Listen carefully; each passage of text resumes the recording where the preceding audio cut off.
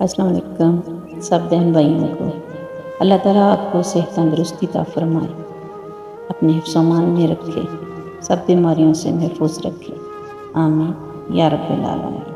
خود کو جب دنیا سے بیزار پاؤ، قرآن اٹھاؤ، دل سے لگاؤ اور رب کے ہو جاؤ۔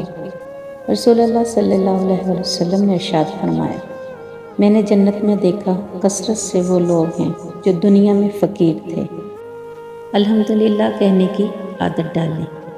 اللہ شکر گزاروں کو بہت پسند کرتا ہے۔ رسول اللہ صلی اللہ علیہ وسلم ارشاد فرمایا، دنیا میں ایسے رہ جیسے کہ تو پردیسی ہے یا راہ چلتا مسافر۔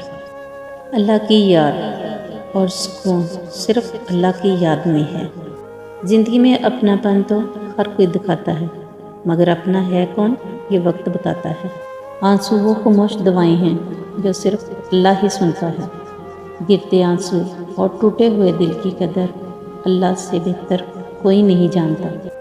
اے عیبوں پر پردہ ڈالنے والے، میرے عیب چھپا اس دنیا میں بھی اور آخرت میں بھی، آمین ثم آمین۔ تہجد سے اللہ مل جاتا ہے، پھر اس چیز کا ملنا کیسے ناممکن ہے جسے تم تہجد میں مانگ رہے ہو۔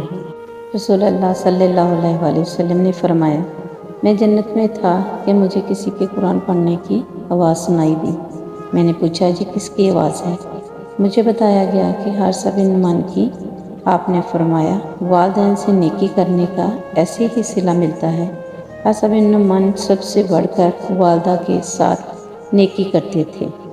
فکر نہ کرو، اللہ بہت جلد ایسا وقت لائے گا جب تم اپنی آنکھوں سے معجزے ہوتے ہوئے دیکھو گے۔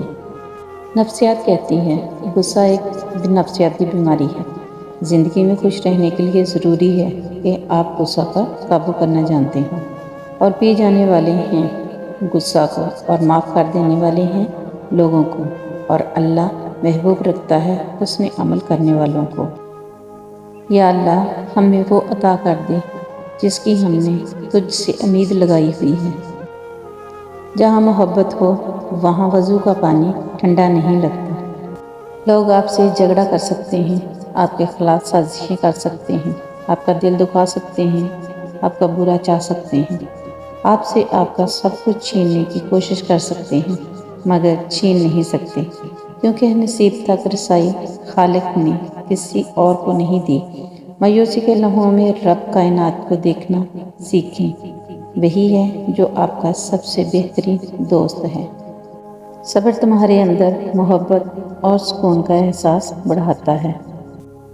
رسول اللہ صلی اللہ علیہ وسلم نے ارشاد فرمایا، وہ شخص جہنم میں نہیں جائے گا جو اللہ تعالیٰ کے خوف سے رویا ہو۔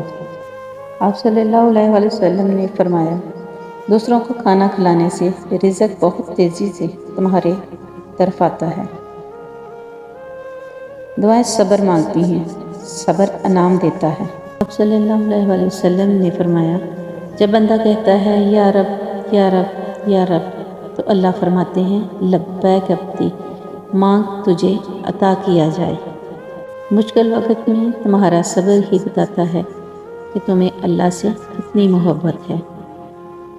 ہمیشہ اپنے رب سے پر امید رہو، کیونکہ اس پوری دنیا میں جتنی جلدی رب راضی ہوتا ہے اتنا جلدی کوئی راضی نہیں ہوتا۔ اللہ سے کی گئی ایک بے آواز التجا بھی مقدر بدل دیتی ہے۔ ویڈیو دیکھنے کا شکریہ۔